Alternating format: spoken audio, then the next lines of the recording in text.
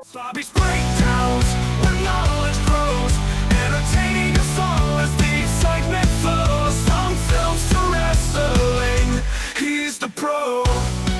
What is up, everybody? It's your boy Bobby from Bobby's Breakdowns. Merry Christmas once again. I've got my Griswold jersey, Clark Griswold. It's hard to see, but you get the general idea. Today, obviously, we have more Christmas content. If we didn't, that would be a little weird. We are going to be reviewing one of the all-time Christmas classics, in my opinion, The Polar Express. It's 20 years old this year, and when I saw that, it really made me feel old. Considering I was 8 when it came out, which is crazy. But we're going to dive into the movie, and we're going to dive into some movie facts. So with that being said, let's dive right in. This is the Polar Express.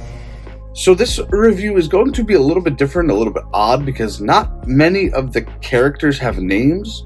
We only find out one name, and that's not till the end. So like I said, it's going to be a little weird, but we're just going to give them nicknames as we go along. And you should be able to keep up. But let's do it. We see the main character, the main boy, you know who it is, sneaking downstairs trying to get a sneak if anything is under the tree. But the parents come down, he quickly runs upstairs, acts like he's asleep, and they were like, oh yeah, I think those days of him waiting for Santa are over. And the father is voiced by none other than Tom Hanks. Santa will be here before you know it. So go to sleep. We get a lot of that. The father and the hero boy. Let's keep a running tally of how many characters he voices. So the main boy wakes up in the middle of the night because he hears the loudest train ever. Now, how nobody else in that neighborhood heard it, I don't know. So he goes outside and he sees the Polar Express. We see the conductor, who is voiced by none other than Tom Hanks. And the conductor says, it's a crucial year for you, it looks like. You didn't make a list, you didn't mail a letter to Santa, and you made your sister put the cookies and milk out. He's like, I'd come aboard if I was you. It's a crucial year for you. So the kid is hesitant, but he finally boards and magically finds a Polar Express ticket. The Polar Express stops for a few kids, and we see a quiet kid, but he doesn't want to get on at first. But then he starts running after to try and get on. So the main kid pulls the emergency brake. The conductor comes in. He's like, what are you doing? He's like, we have a schedule to uphold. And the main female girl was like, no, he pulled it so that kid could get on. The conductor looks in the back. He sees the kid and he's like, well, all right, that's fine, I guess. So while they are on board, a little musical number breaks out. The ha ha, oh, we got it. That scene, you know the one. And they get hot chocolate, and we really get to meet the main female lead and the nerdy kid. The nerdy kid is really annoying, but obviously every movie needs a really annoying character. Hey you, yeah, you. Do you know what kind of train this is? Train, do you know what kind of train this is? Well, do ya? So the main female lead loses her ticket, so she goes out to try and find it.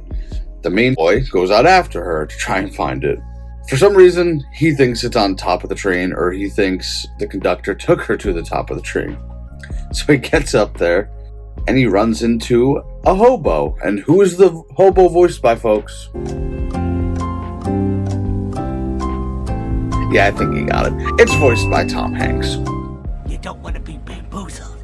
You don't want to be led down the primrose path. So the hobo's like, what are you doing up here? And the kid goes, I'm looking for a girl. And the hobo just goes, ain't we all? And starts cracking up. I love that. Probably the funniest scene in the movie, or one of the funniest scenes. But eventually the hobo disappears. But before he does, he tells the kid, hey, seeing is believing. It's one of the main parts of this movie. We then see the two crazy underground train workers, and they lose a piece, and one of them is about to fall off, but the other one grabs the really long beard to hang on. The guy with the long beard just goes, ooh! They want to stop the train at a certain point, and the main boy believes if he hits the button, he can do it, and he does it. Right before they run into a lot of caribou. And there's a lot of it. They said it's going to be hours before we clear it. So they have to divert and take another path. They take the train across the ice.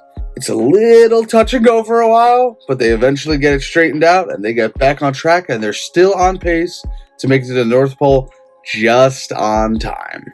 At one point, the main boy and the conductor are having a conversation, and the conductor says, hey, seeing is believing. Told you, main part of this movie, folks. Eventually, they make their way down to like the mines of the train and all that, and they see all these like wooden dolls. The main boy is passing through, and all of a sudden Scrooge comes to life. Another Tom Hanks voice. You're a doubter! And just starts yelling at him. The main kid runs away. He's a little frightened. The main kid and the girl and the quiet kid are now on the back of the train, and they see the northern lights, which was pretty cool, and the North Pole within eye distance. So it's starting to get really real for them. They finally make it to the North Pole, but the kids get into some mischief and they somehow like get inside where the elves are when they're really not supposed to. And they talk about a naughty kid from Maplewood, New Jersey. Shout out New Jersey, but of course the kid's being bad. He put gum in his sister's hair and denied it was him. So they were like, what do you want us to do, the elves? And they looked at the main elf and he's like, all right, we'll give him a break this year, but we're watching him very closely next year. And that's where we find out the quiet kid's name, because we see the presents going through the conveyor belt. He's like, Billy, and that's his address, and he chases after it. So the main female character and the main boy chase after him. They're going through all these tunnels and all that, and the kid won't let go of his present. So they somehow make it to the top of Santa's sack because it shoots out. Billy still has a grip on it, but the elves are bringing them down, literally trying to drag them down, saying like, hey, we got this. You can go down. So they send them down, and eventually we see the reindeer going crazy. We see the elves going crazy. Everyone's clapping, and we see Santa. But the main kid, at first, can't see him. So like I said, the reindeer are going crazy. One of their bells falls off the reindeer. The kid picks it up. He shakes it. He can't hear anything. And he's like, and he looks at it and he goes, closes his eyes and he's like, I believe. I believe. And then he shakes it and he hears and he's looking at it, and who's in the reflection of the bell right behind him? Santa. And the kid's like, oh, he doesn't know what to do, of course. And Santa says, what was that you said? Tom Hanks, another one. And main kid just goes, I believe. Santa's like, okay, interesting. Santa puts the nerdy kid in his place, and he's like, you need a little humility in your life. The kid's like, okay. Santa tells the main girl to keep up the good work. She's a leader. And he tells Billy, he's like, I see you made new friends. That's great. And he says, there's no greater gift than friendship. And he goes, and speaking of gifts, let's have this young man right here. And he points to the main kid to give the first gift of Christmas. That's a tradition at the North Pole. Santa asks the main boy what he wants for Christmas. Main boy thinks for a minute, and the boy whispers something in Santa's ear. Santa goes, oh, indeed, no problem. And he gets up. He holds up the bell that the kid had earlier, and he goes, the first gift of Christmas! And the crowd goes bananas. They are into it. Everybody's going crazy. He hands the boy the bell. The boy gets off the sleigh and puts the bell in his ripped jacket pocket. That comes into play in a little. Santa takes off, and it gets quiet for a minute. And then all of a sudden, the elves throw up their hats like they're graduating high school. And everybody's going crazy. Another successful year. He takes off on time. And then we see the main elf, who's got a very familiar voice, who is singing. And we'll get back to that. The kids are getting back on the Polar Express. The conductor punches the tickets with words in the tickets. The nerdy kid gets learned, but he thinks it's lean. The conductor just goes, lesson learned. The quiet kid got lean on me and a few other things. The main girl got lead, but she thought it said lead. And then the main kid, he gets there, and he punches it behind his back and says, believe. And he's about to tell the conductor, hey, it says, and he goes, oh, nothing I need to know. The main kid gets back on the train, and they were like, yeah, let's see the bell. He goes in his pocket, can't find it. They were like, oh, let's go check, but the train takes off. How unfortunate. So they're dropping all the kids off. They drop Billy off, and Billy goes up to the front porch. He goes inside. He comes out with the present. He's holding it up. He's celebrating. And then they let the nerdy kid and the main kid off at their stop. And they ironically live very close. The conductor says, Merry Christmas! And as the train is leaving, the main boy sees the hobo waves, and then the hobo disappears. The next morning comes, the kid's got to be running on fumes by now. He had a long night at the North Pole.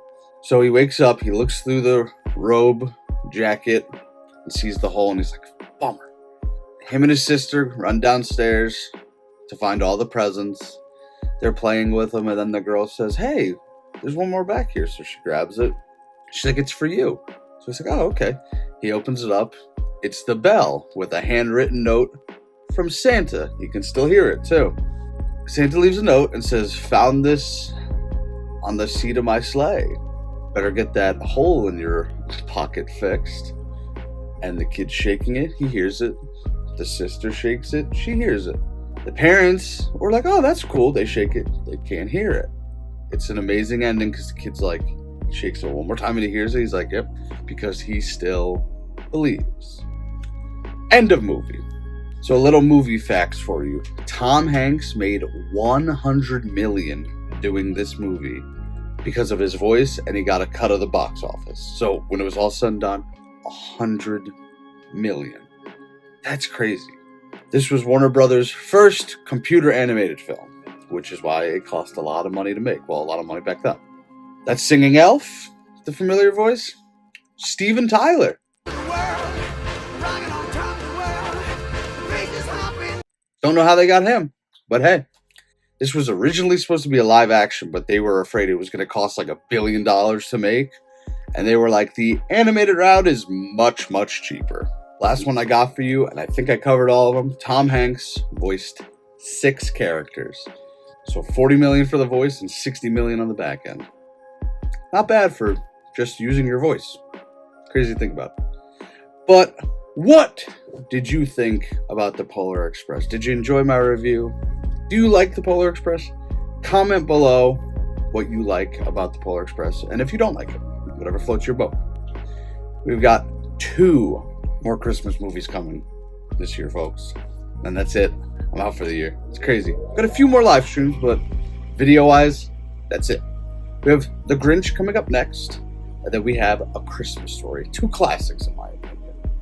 But until next time, make sure you hit that like button. Make sure you subscribe. 2 more videos this year, folks. It's crazy. We're at the end of 2024. But until next time, I am Bobby from Bobby's Breakdowns, and we will see you in the next one. Later. Bobby's Breakdowns, where knowledge grows, entertaining us all as the excitement flows. From films to wrestling, he's the pro.